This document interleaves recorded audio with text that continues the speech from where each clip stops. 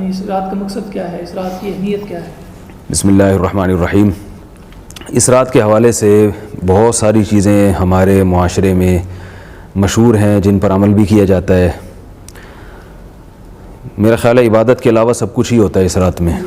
قبرستان جاتے ہیں لوگ، نہاتے دھوتے ہیں، اچھے میں نے خود دیکھا ہے اچھے پڑھے لکھے لوگوں کو، بعض تو ایسے ہیں جن کے علماء سے تعلق بھی ہے، وہ اس رات کو نہا کے نئے کپڑے پہنتے ہیں، جتھوں کی شکل میں قبرستان جاتے ہیں۔ پھر قبرستان پہ بعض لوگ باقاعدہ پروگرام کرتے ہیں، روتے ہیں دھوتے ہیں، دعائیں مانگتے ہیں، ٹی وی چینلز پہ لوگ دیکھتے ہیں۔ اچھا خاصا ایک انٹرٹینمنٹ کا ایک ذریعہ بن جاتی ہے یہ رات۔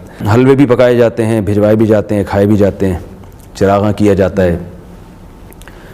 تو میں ایک نمبر کو میں انشاءاللہ ترتیب سے بتاؤں گا، تاکہ کیونکہ یہ موضوع بہت زیادہ لوگ اس میں دلچسپی لیتے ہیں اور کالز بہت آتی ہیں لوگوں کی اس حوالے سے، اور بہت افراط و تفریط کا ایک ماحول بنا ہوتا ہے ہمارے ہاں۔ دیکھیں، اس رات میں پٹاخے پھوڑنا، حلوے پکانا یا چراغاں کرنا یا نہانا دھونا اور اچھے کپڑے پہننا، اس کے پیچھے جو تصور ہے وہ یہ ہے کہ یہ رات گویا کہ ایک تہوار ہے۔ تو میں اس کے غلط ہونے پر دو دلائل دوں گا۔ پہلی دلیل تو یہ کہ تو کسی روایت سے کوئی موضوع من گھڑت روایت بھی نہیں ہے جس میں کوئی حلوے پکانے کا ذکر ہو یا کسی صحابی نے کچھ اچھی چیز پکائی ہو اس رات میں، تو یعنی کوئی روایت تو ہونا، تو ضعیف اور صحیح ہونا تو بات کی بات ہے نا، کوئی ہے ہی نہیں، اسلاف کا کوئی عمل ہے ہی نہیں، نہ نہانے دھونے کا، نہ کپڑے پہننے کا۔ دوسری بات یہ کہ اسلام میں جتنے بھی تہوار ہیں وہ دن کی روشنی میں منائے جاتے ہیں، غیر مسلموں کے تہوار رات میں ہوتے ہیں۔ عیسائیوں کی آپ کرسمس دیکھ لیں، وہ رات کو شروع ہوتی ہے، رات کو وہ نہاتے دھوتے ہیں اور جو کچھ بھی انہوں نے وہ اس تہوار میں کرنا ہوتا ہے۔ مسلمانوں کے تہوار دن کی روشنی میں ہوتے ہیں۔ عید الفطر کو آپ دیکھ لیں، عید الاضحیٰ ہے، جمعے کا دن خود ایک تہوار ہے، یعنی ایک عید قرار دیا گیا اس کو، وہ بھی دن کی روشنی میں ہوتا ہے، خطبہ اور نماز۔ اور اس کی ایک لاجک بھی ہے کہ جب آپ خوشی رات کے وقت مناتے ہیں تو رات کا وقت ایسی چیز ہے جو آپ کو گناہوں کی طرف لے کے جاتی ہے۔ یعنی رات کا جو ٹائم ہے نا، عید میلاد النبی کے حوالے سے بھی ہم لوگوں سے یہی بات کہتے ہیں کہ جو عید میلاد النبی مناتے ہیں تو وہ بھی دیکھیں آپ رات کو مناتے ہیں، وہ کیونکہ چراغاں دن میں ہو نہیں سکتا، چراغاں رات کو ہوتا ہے، اور اسلامی تہوار رات کو نہیں ہوتے، اسلامی عید رات کو نہیں ہوتی، دن میں ہوتی ہے۔ تو یہ خود اس کی علامت ہے کہ اسلام کے مزاج کے خلاف ہے یہ چیز، کیونکہ رات کے وقت آپ اگر خوشی منائیں گے شراب کباب کی طرف آپ کی توجہ جاتی ہے۔ تو آپ دیکھیں جو غیر مسلم لوگ ہیں وہ اپنے ان تہواروں میں شراب اور ان چیزوں کی طرف، عیاشی کی طرف زیادہ جاتے ہیں، جبکہ ہمارے جو تہوار ہیں ان میں ہم عبادت کی طرف ہماری توجہ زیادہ ہوتی ہے۔ تو پہلی بات تو یہ ہے کہ یہ اسلام کے تصور کے خلاف ہے، رات کے وقت نہانا دھونا، کوئی ضرورت ہو تو آپ نہائیں، خوشی میں نہیں نہائیں رات کو، یا آپ صاف ستھرے رات کو اس نیت سے ہو رہے ہیں کہ خوشی کا دن ہے، یہ غلط ہے۔ یعنی آپ یہ کہنا چاہ رہے ہیں کہ دین کا حکم نہیں ہے اچھے کپڑے پہننا، کھانا پکانا، یہ دین کا حکم نہیں ہے؟ ویسے آپ نے اگر دین کا ویسے تو حکم ہے کہ اچھے کپڑے پہنیں، اور کھانا بھی، جب کھانا حکم ہے تو پکانا بھی ہے، لیکن اس رات کو نہ کریں، اس کی کوئی فضیلت نہیں ہے۔ اگر آپ کریں گے گناہگار ہوں گے، بدعت کا گناہ ملے گا، کیونکہ آپ ایک چیز کوئی شریعت پہ ایک اضافہ کر رہے ہیں۔ نبی صلی اللہ علیہ وسلم نے فرمایا من احدث فی امرنا ما لیس منہ فہو رد، جس نے ہمارے دین میں کوئی ایسی چیز ایجاد کی جو ہمارے دین میں سے نہیں ہے تو وہ مردود ہے، وہ اس پہ رد کیا جائے گا۔ اللہ کی نظر میں بھی مردود ہے، اور ہمیں بھی حکم ہے کہ ہم اس پہ رد کریں، اس کے خلاف۔ تبھی اگر کوئی آپ کے پاس اس رات میں حلوہ بھیجتا ہے آپ اس کو محبت اخلاص کے ساتھ واپس بھیج دیں، بولے اسلام کو آپ بدنام نہ کریں۔ ویسے بھی دیکھیے نا کہ ہمارے نبی صلی اللہ علیہ وسلم نے کھانے پینے کا جو ہمیں حکم دیا ہے نا، وہ چند مواقع پر، ایک ولیمے پر ہے دعوت، اور ایک عقیقے کے موقع پر ہے، اور ایک بقرعید پر ہے گوشت کھانے کا حکم ہے۔ اس کے علاوہ تو اسلام میں روزہ رکھنا عبادت ہے، کھانا پینا کوئی عبادت ہے ہی نہیں۔ رسول اللہ صلی اللہ علیہ وسلم نے فرمایا کہ بدترین برتن بھرنے کے لحاظ سے وہ انسان کا معدہ ہے، تو معدے کو بھرنا، اور ایسی اسلام میں رسومات کی جس میں آپ کو بار بار کھانا پڑتا ہو یا کھلانا پڑ رہا ہو۔ ایک تو غریبوں کو کھلانا، وہ تو ایک الگ چیز ہے، یا رشتہ داروں کو خوش کرنے کے لیے ان کی کسی بھی موقع پہ دعوت کرنا، وہ ایک الگ چیز ہے، لیکن ویسے باقاعدہ مذہب سمجھ کے کھانا کھلانا یہ کوئی عبادت نہیں ہے، روزہ رکھنا عبادت ہے۔ تو یہ تو ہو گیا تہوار سے متعلق یا نہانے دھونے سے متعلق۔ اچھا، میں یہاں پہ روکوں آپ کو بولنا کہ یہ تہوار آپ نے فرمایا کہ دن کو ہوتے ہیں، مسلمانوں کے تہوار رات کو نہیں ہوتے، لیکن ہم دیکھتے ہیں کہ قرآن کریم میں بھی اور احادیث میں بھی ایسی راتوں کی فضیلتیں بیان ہوئی ہیں، جیسے لیلۃ القدر ہے، اس کی فضیلت بیان کی گئی ہے، جو ذی الحجہ کے 10 دن ہیں ان کی تعریف بیان کی گئی ہے، ان کی فضیلت بیان کی گئی ہے۔ تو اس کو آپ کیسے دیکھتے ہیں؟ دیکھیں، تہوار کا مطلب میں جو تہوار سے جو سمجھتا ہوں، جو کہ تہوار کا مقصد ہوتا ہے کسی دن میں خوشی منانا، خوشی منانا. تو خوشی، یہ جو لیلۃ القدر کی رات ہے یہ تو عبادت کی رات ہے نا، خوشی منانے کی تو نہیں ہے کہ آپ دعوتیں کریں اور اچھے اچھے نہائے دھوئیں. اچھے کوئی عبادت کے لیے اچھے نہا لیتا ہے کہ سکون سے عبادت ہو، ایک الگ چیز ہے. عید کے دن جو ہم نہا دھو کے خوشبو لگا کے نکلتے ہیں وہ اس کا تصور الگ ہے، اور عبادت میں جو آپ جسم کو صاف کرتے ہیں، مسواک کرتے ہیں، وہ ایک الگ چیز ہے. صحیح. تہوار کا عبادت سے تعلق نہیں ہے. تہواروں کے میں تو روزے رکھنا منع ہے نا، عبادت کی میں اس میں تقلیل کا حکم ہے، کم کریں آپ عبادت. عید کے دن روزہ رکھنا حرام ہے، بقرعید کے 4 دنوں میں روزہ رکھنا حرام ہے، 5 دنوں میں روزہ رکھنا حرام ہے. اور اسی طرح نبی صلی اللہ علیہ وسلم نے جمعے کے دن روزہ رکھنے کو بھی ناپسند کیا ہے، اس میں کیونکہ تہوار کا عنصر آ گیا، عید کا عنصر آ گیا. تو جہاں بھی عید کا تصور آئے گا وہاں پر خود بخود عبادت کا جو ہے نا یعنی روزے کا عنصر ختم ہو جائے گا. یہاں تک کہ رسول اللہ صلی اللہ علیہ وسلم نے پیر کے دن روزہ رکھا ہے.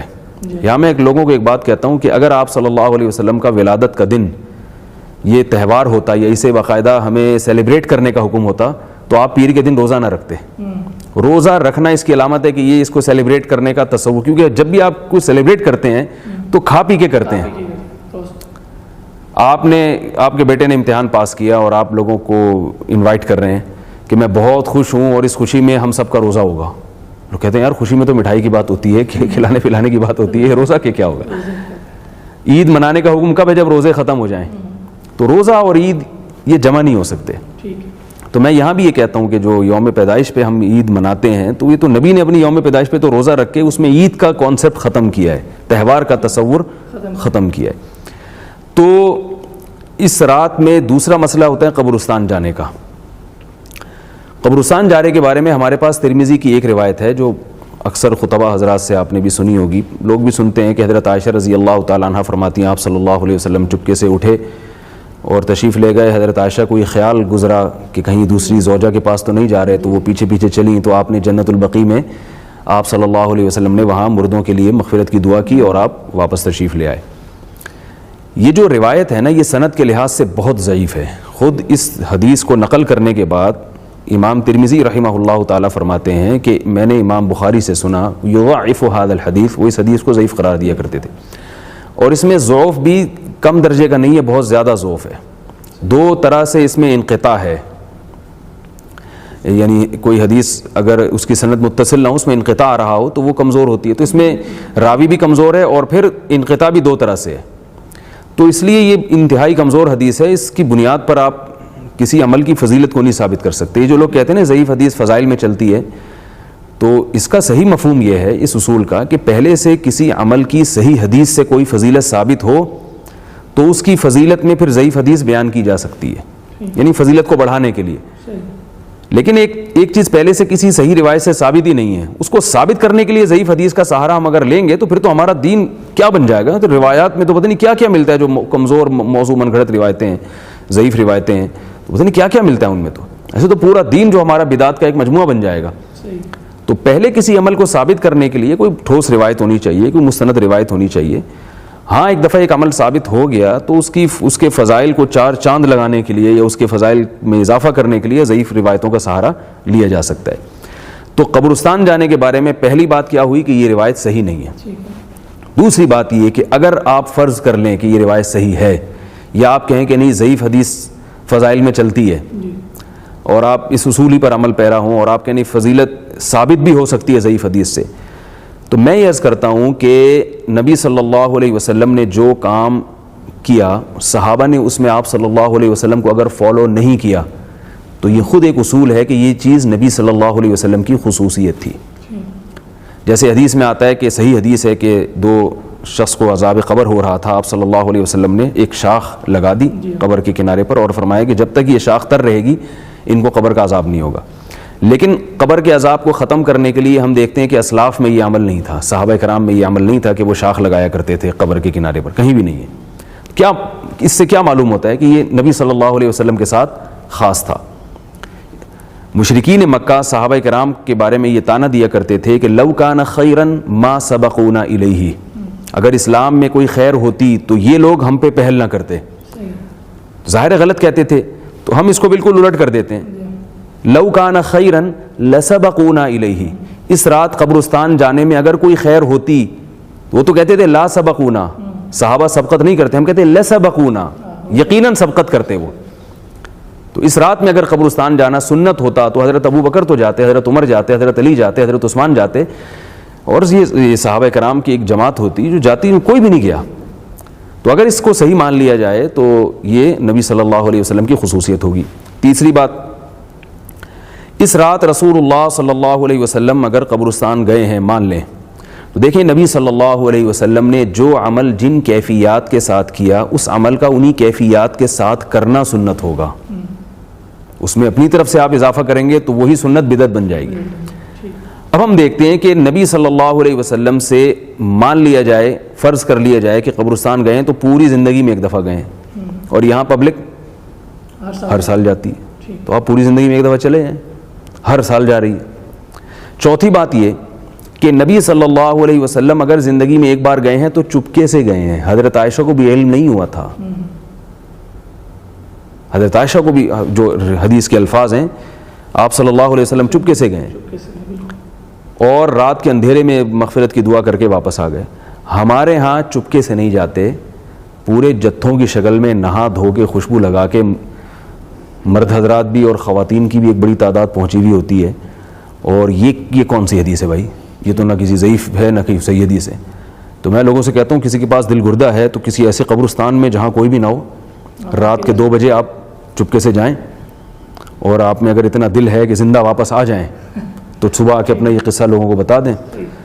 تو اس طرح سے تو آپ عمل کر سکتے ہیں. 2 چیزیں بیان فرما دی. ایک تو فرمایا کہ یہ تہوار نہیں ہے اسلام کے حوالے سے، اور دوسرا یہ فرمایا کہ اس قبرستان جانے کی بھی کوئی حقیقت نہیں ہے، اس کو دین کا حکم نہیں سمجھنا چاہیے. جی تو پھر یہ ہے کیا؟ یعنی ایسا تو نہیں ہے کہ پہلے تو میں پہلے وہ بتا دوں جو چیزیں نہیں ہیں، ٹھیک ہے نا، کیونکہ اس میں زیادہ تر چیزیں وہ ہیں جو نہیں ہیں، پھر میں اس طرف آؤں گا کہ ہے کیا. ایک اور اس میں یہ ہوتا ہے کہ یہ کہا جاتا ہے کہ اس میں قرآن مجید کا نزول ہوا ہے. قرآن نے بالکل 2 ٹوک لفظوں میں یہ بات بتا دی ہے. 2 آیتیں قرآن کی آپ کے سامنے پڑھوں گا، بلکہ 3 آیتیں میں. ایک تو ایک شہر رمضان الذی انزل فیہ القرآن، فرمایا قرآن کا نزول رمضان میں ہوا ہے. دوسرا سورہ دخان میں ہے انا انزلناہ فی لیلۃ مبارکۃ، ہم نے اس قرآن کو لیلۃ مبارکہ میں نازل کیا. تیسری سورہ قدر میں ہے انا انزلناہ فی لیلۃ القدر، ہم نے اس قرآن کو لیلۃ القدر میں نازل کیا. ان تینوں آیتوں کو ملائیں تو بالکل بے غبار طریقے سے یہ بات سامنے آتی ہے کہ قرآن کا نزول لیلۃ القدر میں ہوا ہے. اگرچہ بعض حضرات نے تطبیق کی کوشش کی ہے کہ آسمان دنیا تک لیلۃ القدر میں آیا اور پھر شب برات میں، یا جس کو لیلۃ البرات کہا جاتا ہے، اس میں جناب 15 شعبان، یہ تکلف ہے. تو ہم قرآن کو اپنے ظاہر سے کیوں پھیریں جبکہ ہمارے پاس کوئی اس کے خلاف کوئی صحیح روایت بھی نہیں ہے. 15 شعبان میں جو قرآن کے نازل ہونے کے دلائل ہیں وہ بہت کمزور ہیں. کوئی ایک صحیح حدیث بھی نہیں ہے جس میں آتا ہو کہ 15 شعبان میں قرآن کا نزول ہوا ہے. اچھا، لیکن مولانا آپ نے جو 3 آیات تلاوت فرمائی ان میں سے 2 میں تو رمضان کا ذکر ہے کہ شاہ اس میں رمضان میں نازل ہوا، اور دوسری میں لیلۃ مبارکہ.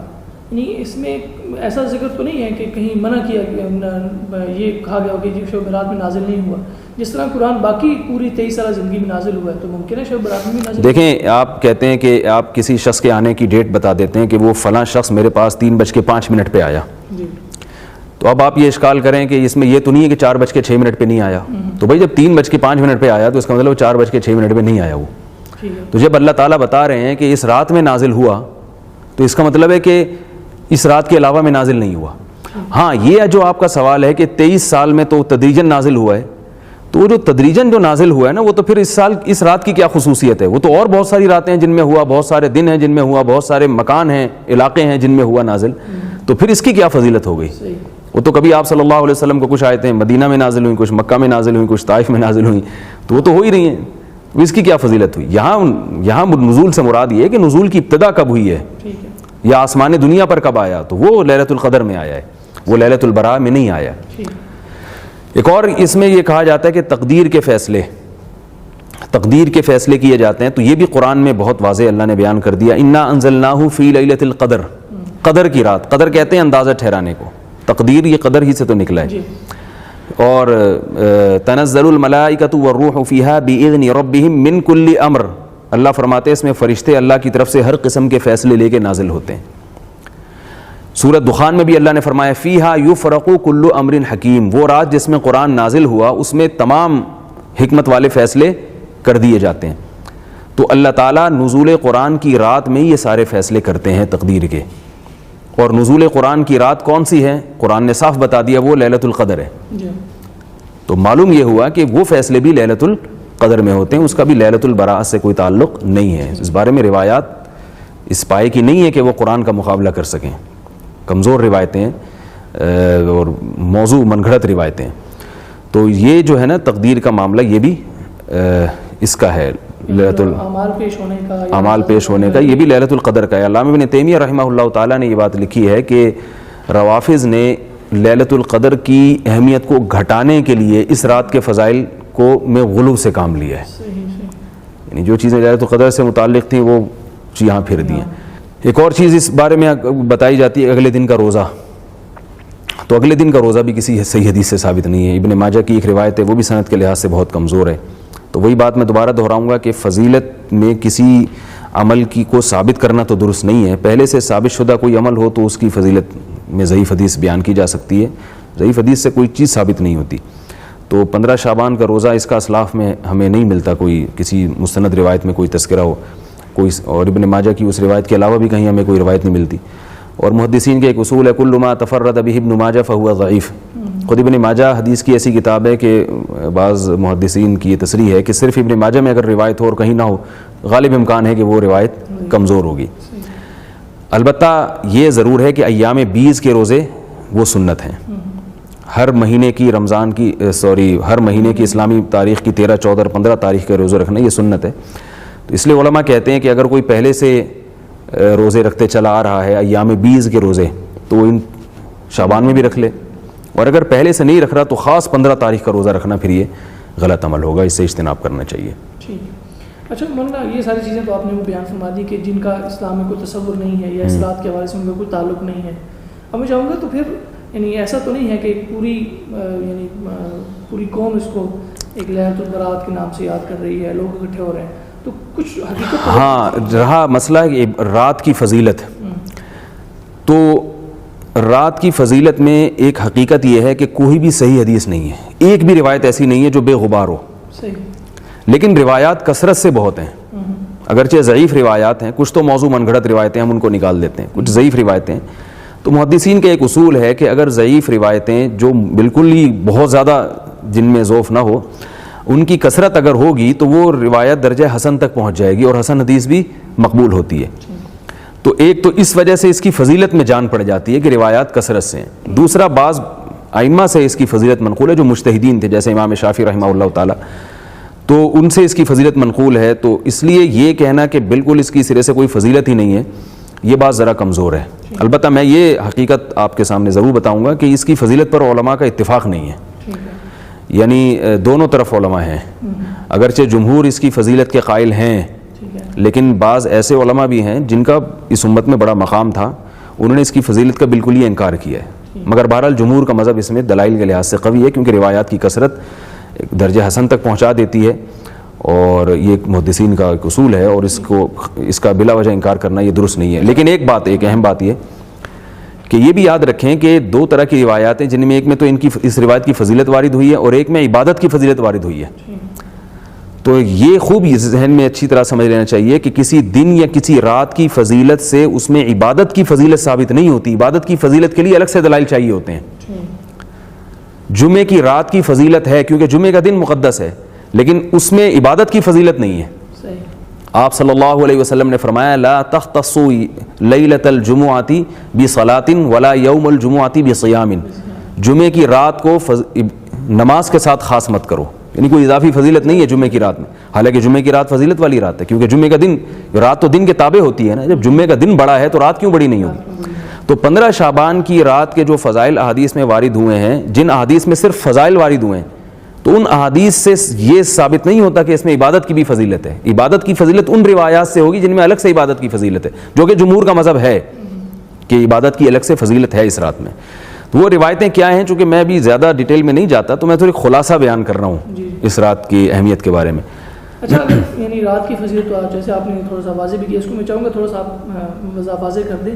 کیا اس رات کے بارے میں پھر کوئی علماء جب جمہور آپ کہتے ہیں کہ جمہور اس رات کی فضیلت کے قائل ہیں جی، تو اس رات کے اندر کوئی خاص عبادت کے بھی قائل ہیں کہ یہ نہیں، نہ یہ بہت اچھا سوال ہے آپ کا. دیکھیں عبادت کی فضیلت کا مطلب یہ ہے کہ نبی صلی اللہ علیہ وسلم نے جو نوافل جب بھی پڑھے ہیں تو آپ صلی اللہ علیہ وسلم نے سوائے تراویح کے اجتماعی سطح پہ نوافل نہیں پڑھے. صرف ایک رمضان کی تراویح ایسی نماز ہے جس میں آپ صلی اللہ علیہ وسلم نے ایک بڑا اجتماع کیا اور وہ بھی 3 دن کیا تاکہ امت پہ واجب نہ ہو جائے. پھر خلفائے راشدین نے اس کو باقاعدہ تواتر کے ساتھ جاری کیا اس کو. اس کے علاوہ جو نوافل ہیں نا، چاہے وہ لیلۃ القدر ہو، چاہے وہ 15 شعبان کی رات ہو، یا ویسے آپ تہجد پڑھتے ہیں، اس میں اجتماعیت نہیں ہے، انفرادی ہے. وہ مسجدوں میں جتھے بنا کے جانا، اعلان کرنا آ جائیں مسجدوں میں آپ لوگ نماز پڑھیں، یہ والی نماز ہوگی یا اس طریقے سے ہوگی، یہ سب اعمال بدعت ہیں. اسلاف میں اس کا کوئی ثبوت نہیں ملتا. تو نہ تو ایک تو یہ کہ اجتماعی سطح پہ عبادت نہیں ہے، نمبر 2 مخصوص قسم کی کوئی عبادت نہیں ہے. کوئی بات نہیں. اور اس رات کو یعنی عام طور پہ تو لوگوں کا یہ خیال ہوتا ہے کہ اگر ایک آدمی اکیلا ہے گھر میں ہے تو وہ اس طرح عبادت نہیں کر سکے گا. وہ اس طرح کرتے ہیں کہ یا کوئی محفل قرات رکھ لیتے ہیں، یا محفل نعت کا کوئی پروگرام رکھ لیتے ہیں، یا علماء کا واعظ والا بیان رکھ لیتے ہیں. تو یہ اس کے حوالے سے آپ کا کیا کہنا ہے؟ دیکھیں، جب شریعت نے ہمیں کسی رات میں عبادت کی فضیلت بتائی کہ عبادت کرو تو اس میں پھر عبادت کرنی چاہیے نا. اس میں محفلیں لگانا، چاہے محفل قرات ہی کیوں نہ، وہ ٹھیک ہے، محفل قرات اچھی چیز ہے، محفل نعت اچھی چیز ہے، عام دنوں میں کریں آپ. لیکن جب عبادت کا حکم ہمیں دیا جا رہا ہے تو عبادت سے نماز، دعا، تلاوت تو انفرادی تلاوت ہے، اس میں وقت لگانا چاہیے. محفل قرات منانا اس رات میں یا نعتوں کا پروگرام رکھنا، تو اس سے یہ اسلاف کے طریقے کے خلاف ہے. عبادت کا جب ہمیں حکم دیا گیا تو اس کا مطلب ہے نماز، روزہ یا انفرادی تلاوت آپ کریں یا دعاؤں میں دل لگائیں تاکہ آپ کی توجہ کچھ اللہ کی طرف ہو. عبادت کا تو یہ مطلب ہوتا ہے نا. محفل نعت ہے یا محفل قرات ہے وہ تو کسی بھی وقت کی جا سکتی ہے. تو نقصان یہ ہوتا ہے کہ لوگوں کی ایک توجہ ہوتی ہے، چلو جی مبارک رات ہے، ہم عبادت کریں گے تو اس میں ہمیں ثواب زیادہ ملے گا. تو اگر آپ وہ لوگوں کو ہٹا کے اس میں، جیسے بعض مسجدوں میں تو پوری رات بیانات چلتے ہیں. بھائی بیان تو بذات خود مقصود نہیں ہے نا. بیان کا تو مقصد ہے کہ لوگوں کو دین کی طرف لانا. تو وہ آدھے گھنٹے کا ہو، 1 گھنٹے کا ہو. اب اس کے بعد بھی جو شریعت نے ہمیں کہا ہے عبادت کرو تو عبادت کریں نا پھر اس کی. اب آپ عبادت ہی پہ پوری رات بیان شروع کر دیں تو مطلب کہ وہ تو جو جیسے لیلۃ القدر کی رات ہے اس میں 1 رات کی عبادت 80 سال کی عبادت سے افضل ہے. تو وہ عبادت افضل ہے. ایک رات کا بیان 80 سال کے بیان سے افضل نہیں ہے، یا محفل قرات 80 سال کی قرات کی محفلوں سے افضل نہیں ہے. وہ عبادت کا ذکر ہے اس میں، تو عبادت میں دل لگانا چاہیے. اچھا مولانا، آپ نے محفل قرات کے حوالے سے بھی بات کی، باقی چیزوں کے حوالے سے بات کی. ہمارا ایک نیا رجحان ہو گیا، یعنی عبادت کے حوالے سے ایک نیا کلچر ڈیولپ ہوا ہے. وہ یہ ہے کہ لوگ رمضان میں بھی اور باقی دنوں میں بھی جہاں عبادت کا تصور پایا جاتا ہے وہ ٹی وی کے سامنے بیٹھ کے عبادت کرتے ہیں. مثلا شب برات میں بھی یہ ہوتا ہے کہ کوئی ایک پروگرام ہوتا ہے اور اس میں شروع میں پہلے نعتیں ہوتی ہیں، پھر واز ہو جاتا ہے، پھر اس کے بعد یہ ہوتا ہے کہ وہ لائٹیں بند کر دی جاتی ہیں اور ایک مخصوص ماحول بنا کر اس میں دعا ہوتی ہے، پھر اس میں گڑ گڑانا ہوتا ہے، آہوزاری ہوتی ہے. تو اس کا کیا تصور ہے؟ یہ اصل میں انٹرٹینمنٹ کا نا ہر ایک کو شوق ہوتا ہے. تو جو لوگ ڈرامے فلموں کے ذریعے انٹرٹینمنٹ نہیں کر سکتے تو پھر وہ اس طرح کے ڈرامے بازیوں میں لگتے ہیں کہ بھئی چلو لیلۃ القدر منا لو، ٹھیک ہے نا. تو وہ پھر ٹیلی ویژن میں کچھ رونے دھونے بھی ہو رہے ہوتے ہیں، کچھ پروگرام مختلف قسم کے چل رہے ہوتے ہیں. تو یہ صرف ایک اپنی ایک جو خواہش ہے اسے پوری کرنے کے لیے، اس کا عبادت سے کوئی تعلق نہیں ہے. عبادت تو ہے کہ آپ اللہ کے سامنے رات کی تنہائیوں میں اٹھ کے گڑ گڑائیں، اللہ سے مانگیں، سجدے کریں اس کے سامنے لمبے لمبے. یعنی جس آدمی کا ذہن عبادت کا بنتا ہے وہ تو پبلک سے دور بھاگتا ہے. وہ تو چاہتا ہے کہ مجھے کوئی تنہائی کی جگہ ملے، میں اللہ کے سامنے گڑ گڑاؤں. وہ ٹی وی کے سامنے تھوڑی آ کے بیٹھے گا. اور جو عام طور پر، میں سب کی بات نہیں کر رہا، ٹیلی ویژن میں جو آ رہے ہوتے ہیں جو لوگوں کی ایک محفلوں کو گرم رکھتے ہیں، ان کا مقصد بھی ایک تفریح ہوتا ہے. رونا بھی ایک باقاعدہ ایک تفریح ہے، اس میں بھی ایک مزہ ہے، لذت ہے. رونے دھونے کے جہاں پروگرام ہوں گے وہ بڑا ایک مزہ ہے. اس میں ہنسنے سے زیادہ مزیدار پروگرام رونے کے ہوتے ہیں. آرڈر پہ باقاعدہ رلوایا جاتا ہے. میں ایک جگہ سے گزر رہا تھا تو ایک اشتہار لگا ہوا تھا، اس میں یہ لکھا ہوا تھا کہ آج ہماری مسجد میں ختم قرآن ہے، رو رو کے دعائیں مانگی جائیں گی. میں حیران ہو گیا کہ ان کو کیسے پتہ چلا کہ امام صاحب کو رونا آئے گا، کیونکہ رونا تو آپ کے اختیار میں نہیں ہے نا. کبھی نہیں آ رہا ہوتا، کبھی آ رہا ہوتا ہے خود سے. اور پھر میں نے کہا کہ یہ جو لوگ آئیں گے، اگر امام صاحب نہیں رو پائے ان کی وہ کیفیت نہیں بنی تو آرڈر پہ کیسے رو سکتے ہیں بھائی؟ آرڈر پہ ہمارے یہاں رولوایا جاتا ہے باقاعدہ. تو یہ شیطانی کی چالیں ہیں کہ وہ آپ کو عبادت کی روح سے ہٹا رہا ہے, اللہ سے تعلق ختم کروا رہا ہے. تو ان چیزوں میں نہیں پڑھنا چاہیے. ہاں کہیں آپ گئے مسجد میں اور بیان ہو رہا تھا تو امام جو بھی کسی دعا کروانے والے بزرگ تھے ان کو رونا آ گیا تو پبلک کو بھی رونا آ گیا, وہ تو ٹھیک ہے, وہ تو ایک نیچرل چیز ہے اور ہونا چاہیے. لیکن یہ جو باقاعدہ پروگرام ہو رہے ہیں نا باقاعدہ رونے دھونے کے, یہ ڈرامے بازی ہے, یہ شریعت کے مزاج سے پرہیز کرنا. بہت شکریہ مولانا, آپ نے بہت واضح انداز میں بہت ساری چیزوں کا, ان چیزوں کا جو نہیں ہے اور جو ہیں ان دونوں کا آپ نے بڑا بہترین انداز میں فرق بیان فرما دیا. ہم آپ کے شکر گزار ہیں اور ہمیشہ آپ ہماری عنایت کرتے ہیں. پھر آپ کا شکریہ. ناظرین, آپ نے گفتگو سنی مولانا کی. مولانا نے بڑے واضح انداز میں اس بات کو واضح کیا ہے کہ کیا چیز اسلام میں ہے اس حوالے سے اور کیا چیز اسلام میں نہیں ہے. تو امید ہے آپ کے بہت سارے سوالات کا جواب ہو گیا ہوگا. اگر پھر بھی آپ کو کوئی حوالے سے کوئی سوال درپیش ہو تو ہمارا ای میل ایڈریس ہے, اس پر اپنا سوال بھیجیں, ہم انشاءاللہ ضرور اس پر گفتگو کریں گے. اب تک کے لیے اتنا ہی, اجازت دیجیے.